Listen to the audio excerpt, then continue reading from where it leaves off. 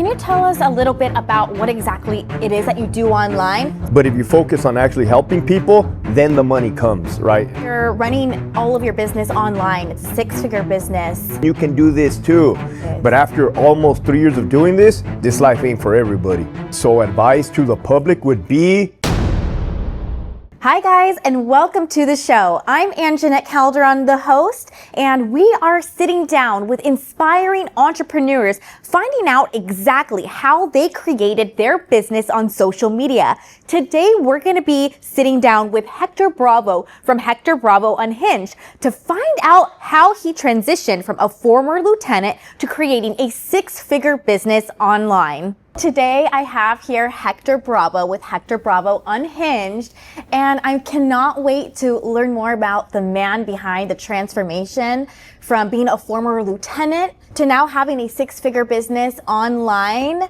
Thank you so much for being here today, Hector. Cool. Thank you for having me. I was going to say, you got to be careful how you use the word transformation in 2025, but yeah, I did transition from lieutenant to social media.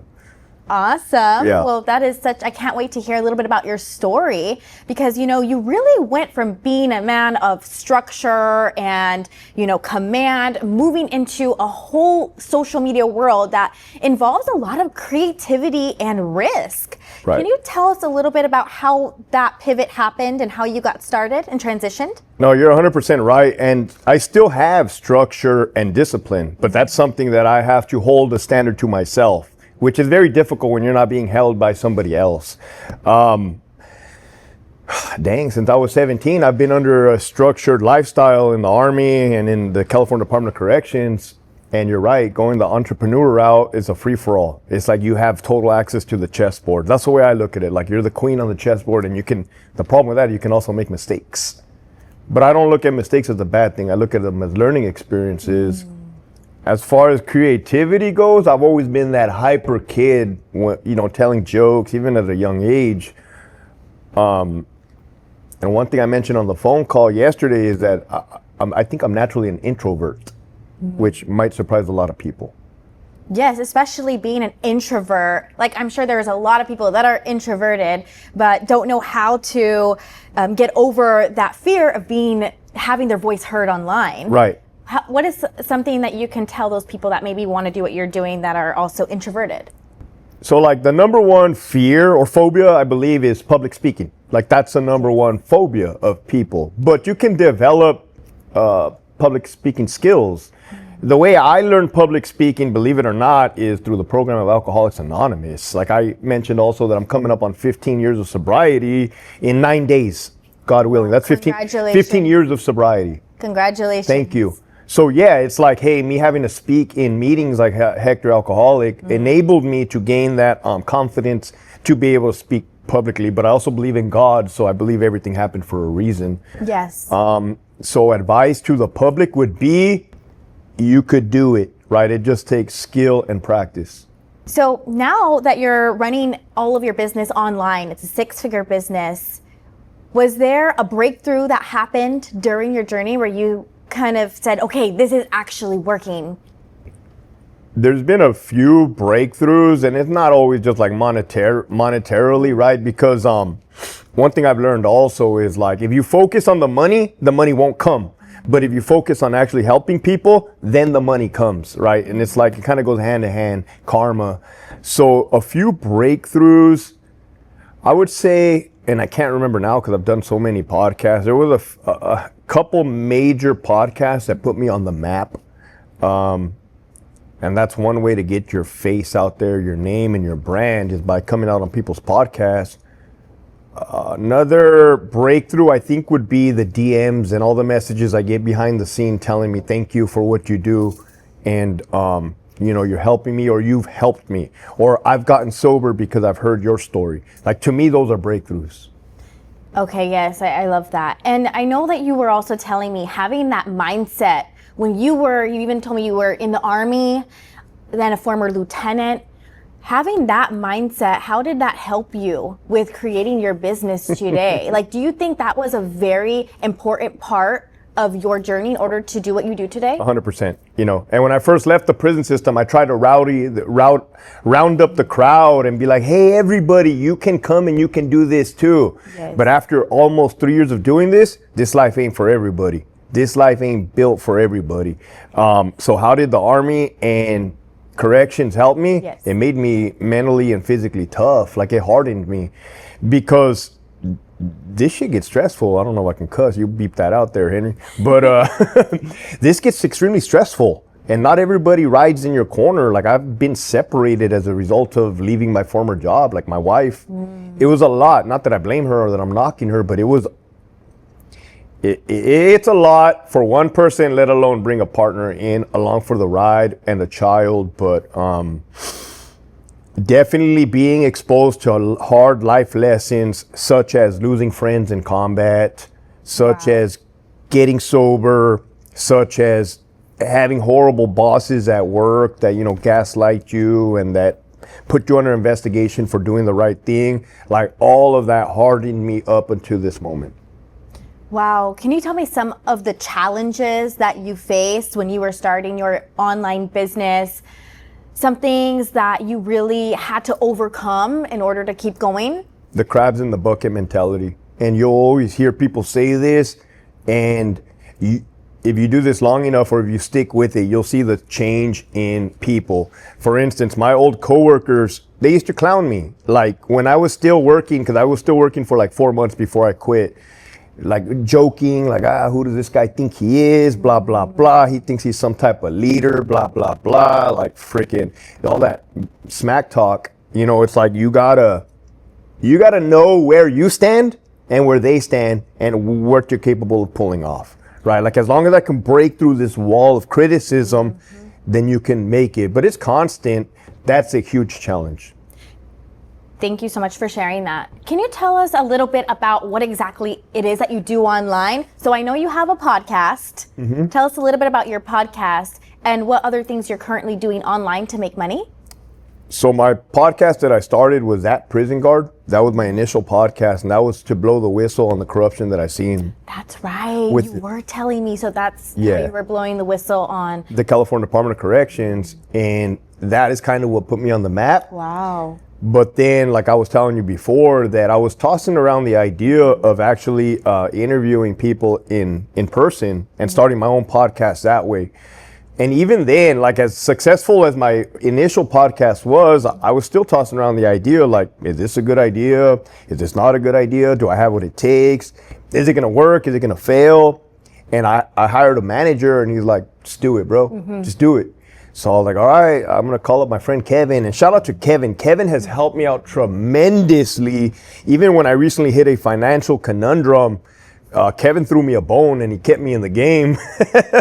That's what I love about this community, and that's what I love about being an entrepreneur. And even Henry, like, we help each other out, and it's all authentic.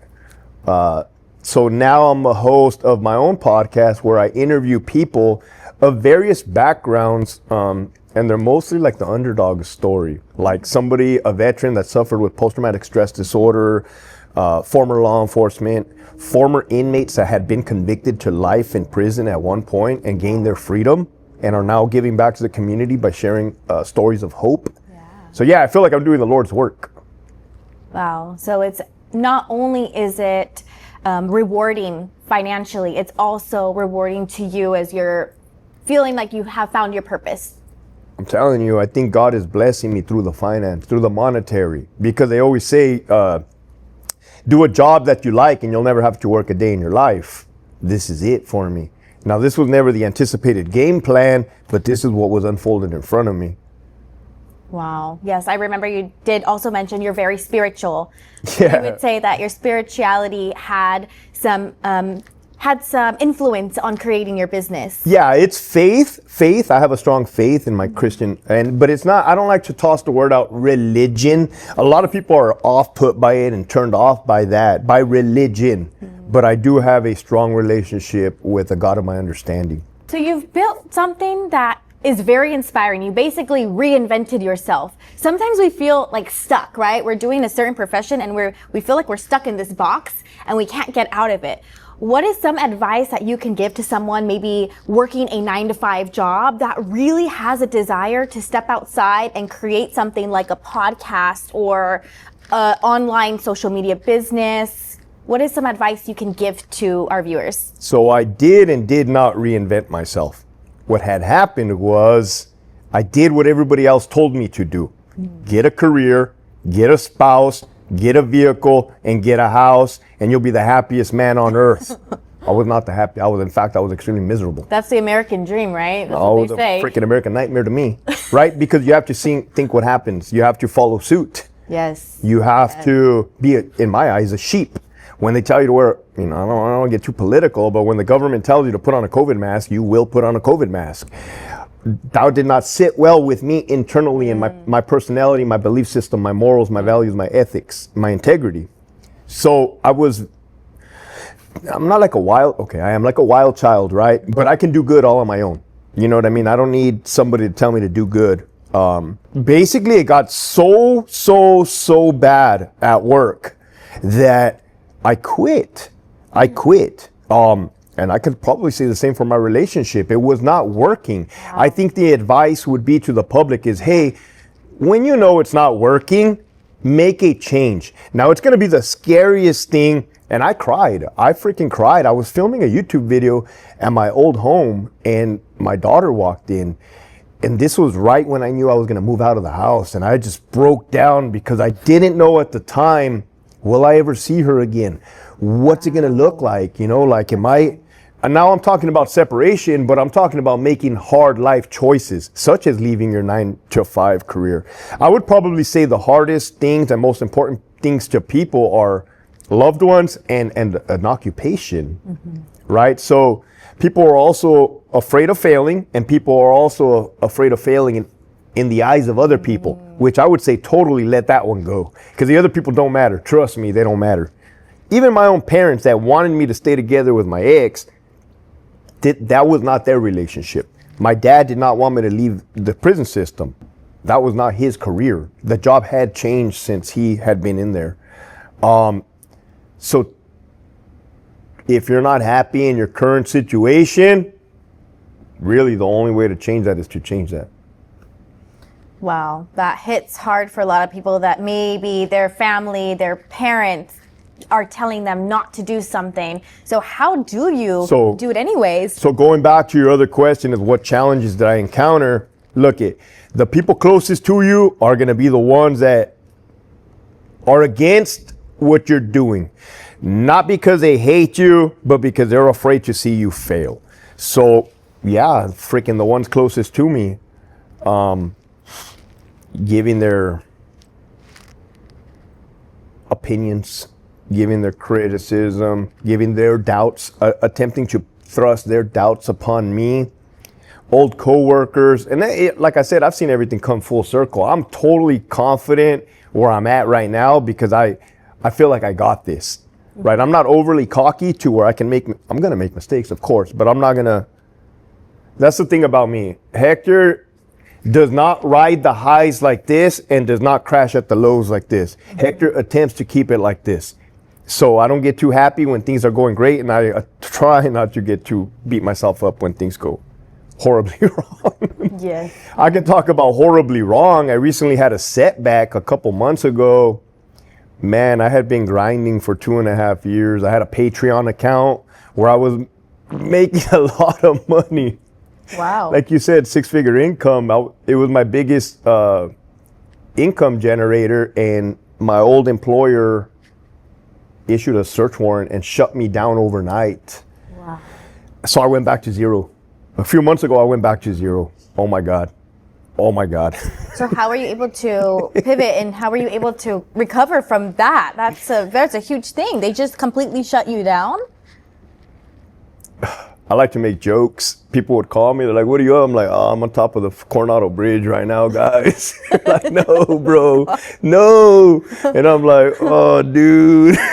But that's another thing. I exercise extremely hard, right? So I can let out that negative energy. I guess one thing about business is that you just repeat the process. And I've heard things from like Grant Cardone and all the other, Brad Lee and Pedro Killian, like they all just repeat the process. If you can make like $100, you can make 1,000. If you can make 1,000, you make 100,000. If you can make 100,000, you can take 1,000,000. Another advice is consistency. Like you have to be consistent in this game. In this game of social media, you also, there is no overnight success. There is no overnight. It's not going to happen. You got to be foolish to think that. That's a good point. There's a lot of people that are trying to go viral with one video. And impossible. Maybe possible if you say like, that Hawk-Tua girl, but that's like one in a trillion, like one in a zillion. Right. And it all depends on what are you going to do with that afterwards. How can you capitalize on that if that's what you want to do? But this is a long game. This is the longest game. And I have the determination, the discipline and the structure to do the long game. What are some of your habits of your everyday life that allows you to be consistent? How does your day-to-day look like, Hector? Every day, and I've learned a lot from inmates too, man. So a lot of like my biggest fans or followers or viewers are former inmates, and mad respect to them. I asked them one time, how did you survive 30 years in a box in isolation? They said consistency. Every day was the same routine. Actually, what they said was routine. Every day was the same routine. This is what my routine looks like. I wake up at 3:05 every day, 3:05 in the morning. Drink my coffee, black, thank you. And then start to get to work on my laptop. Start to make my videos. See what I got going on for the day. Do I got a podcast interview? Do I got to interview somebody? Does somebody have to interview me? Then the time, before you know it, it's already time to take my daughter to school. Every day, that's another blessing. I've been in my daughter's life every day since I quit my job. That wasn't like that when I was working a career 9 to 5. Take her to school, go to the gym, get my workout in, go home, take a shower, then I do the podcast. I also like write books. I just published my second book, self-published on Amazon.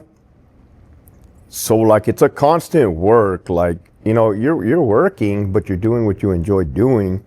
The day goes by sooner rather than later. Next thing you know, like it's 6 p.m. I start to shut it down about around 6 p.m. I take my ZMA, my melatonin. I do not watch television at night. Like people always ask me, hey Hector, how do you wake up at 3 a.m.? I'm like, look, dude, get off your phone at night.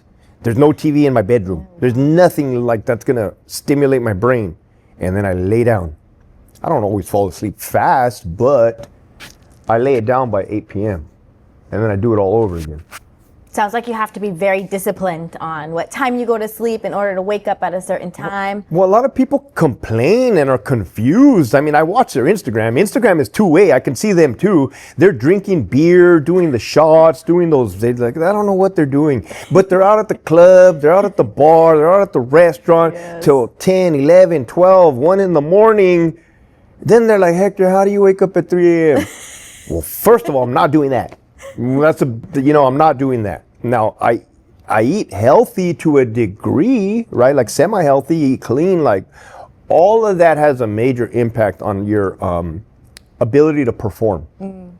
It's really not rocket science. And I'm glad we're having this conversation because they need to hear it.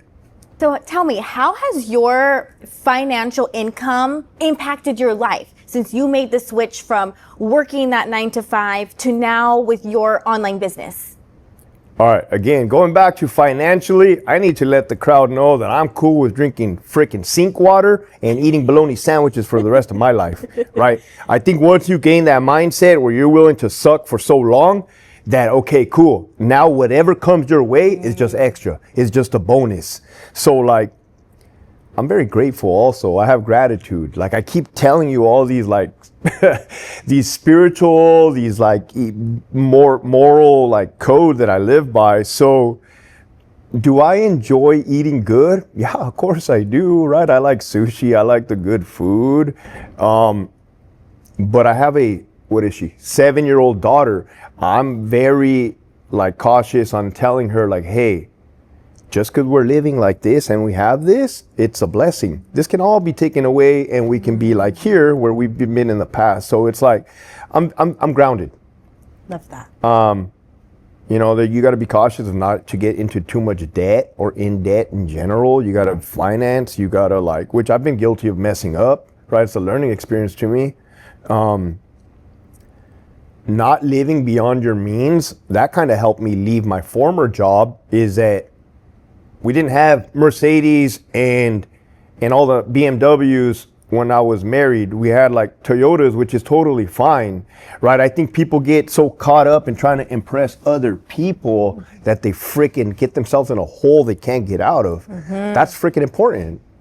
I gotta tell the internet or the world right now, like, hey dude, a lot of that shit's fucking fake. Like, Yes. Kardashians, all that is fucking fake. Like, you can tell who's the real ones are, who are not, who's like happy, who's not. You can't fake the funk. And I was talking to Henry before we started this podcast, like 2025, authenticity is where it's at. People crave realism. They crave the real. Especially since there's AI now, there's so much technology out there. It's like, when do you actually have a real person? Yes, for sure. Like, COVID happened in 2020, the isolation. The way I see it right now, Hector, looking in 2025, people are done with the news. People are done with the mainstream news. They completely failed on themselves. They don't trust them. Podcasts are in. Real life conversations are in. Being honest is definitely in. It doesn't matter if your honesty sucks.